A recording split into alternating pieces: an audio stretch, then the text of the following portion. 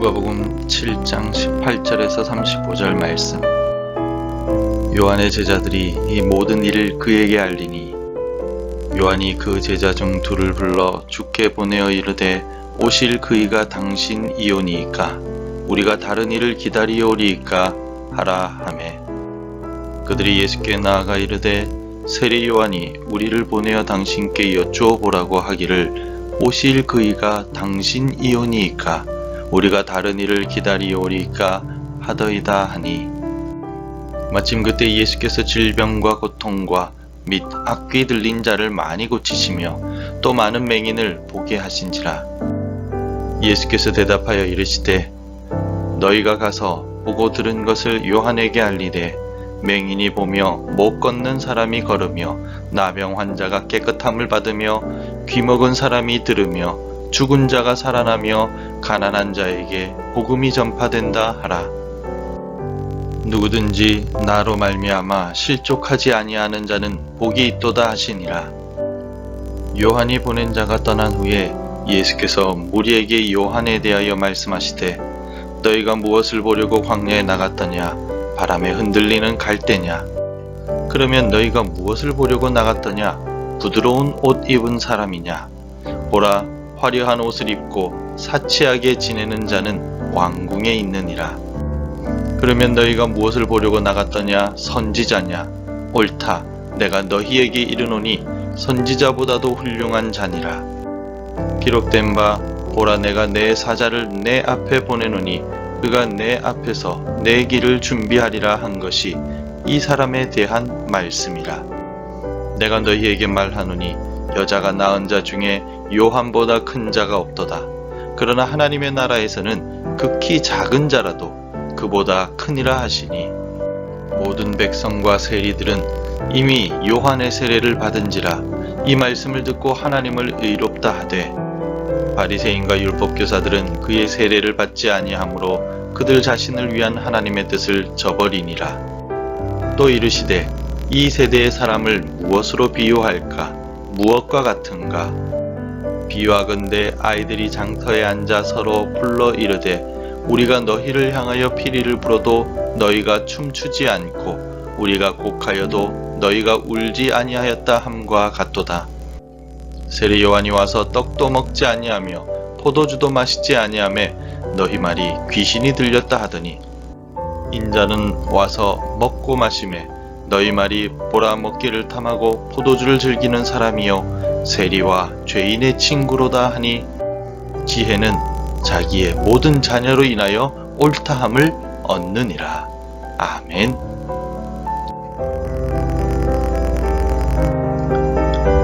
중학교 다니던 시절 음악 시간에 불렀던 가곡 중에 사랑이라는 제목을 가진 가곡이 있습니다. 이은상 작사, 홍남파 작곡의 이 가곡의 가사의 일부 소절은 이렇습니다. 탈 대로 다 타시오 타다 말진 부디 마소 타고 다시 타서 제될 법도 하거니와 타다가 남은 동강은 쓸 곳이 없소이다. 사랑의 불꽃을 피우려면 완전히 피우든지 아니면 아예 시작도 하지 말라는 가사입니다. 한마디로 뜨겁게 사랑하자라는 의미일 것입니다. 왜냐하면 타다가 남은 것은 쓸데가 없기 때문입니다. 신앙도 이와 같습니다. 우리 주님에 대한 신앙을 가지려면 확실하게 가져야 능력과 은혜 속에서 살아갈 수 있습니다. 오늘 본문은 세례 요한이 예수님에 대해 확신하기 위하여 제자들을 보내어 확인하고 있는 장면입니다. 우리도 말씀을 통하여 미지근한 신앙이 아니라 확실한 신앙을 갖기 위해 나 자신을 돌아볼 수 있기를 바랍니다. 세례 요한은 요단강에서 예수님께 세례를 베풀었습니다. 그리고 성령께서 비둘기같이 예수님께 임하며 하늘에서 내 사랑하는 아들이라는 소리가 들렸음을 목격했습니다.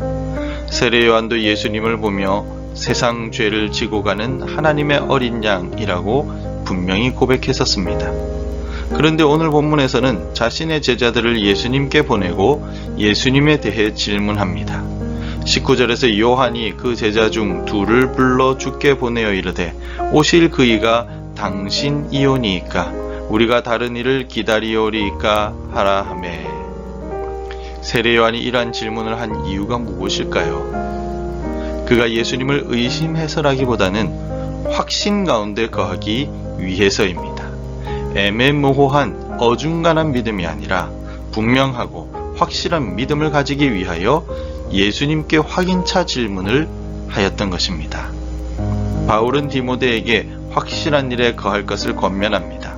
디모데후서 3장 14절에서 그러나 너는 배우고 확실한 일에 거하라. 너는 내가 누구에게서 배운 것을 알며 라고 말합니다.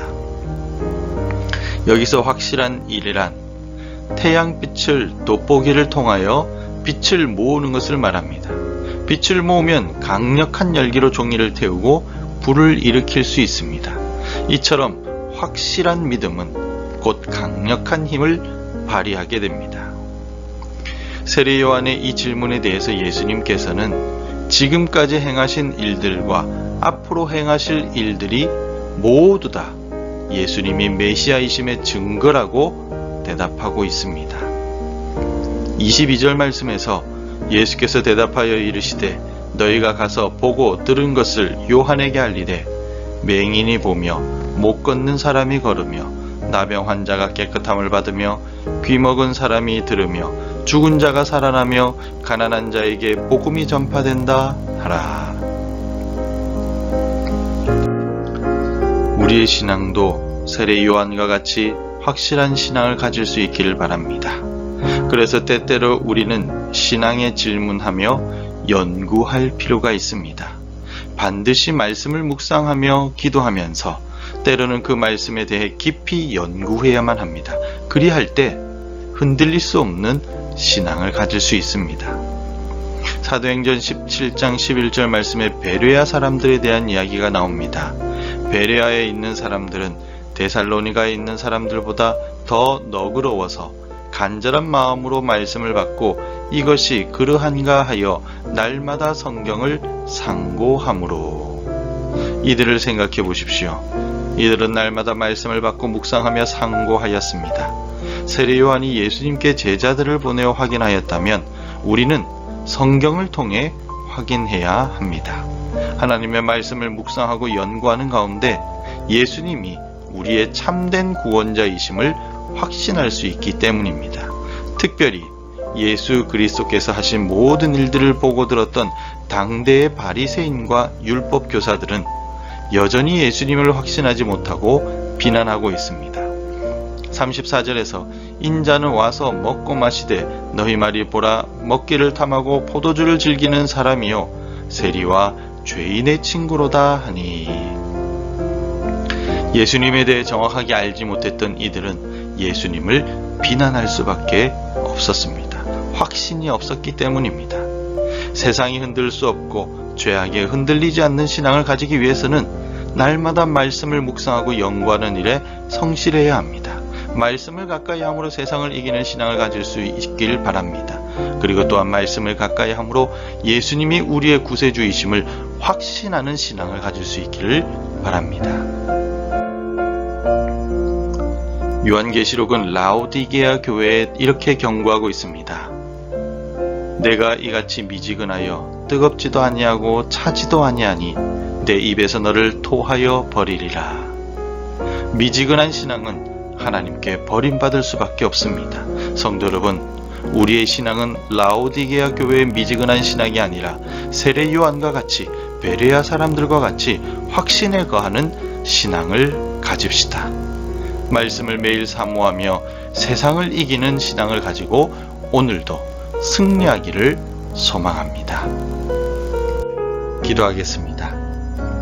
하나님 아버지, 배우고 확실한 일에 거하라는 주의 말씀을 기억하며 예수님에 대한 확실한 믿음으로 오늘을 살아가기를 원합니다.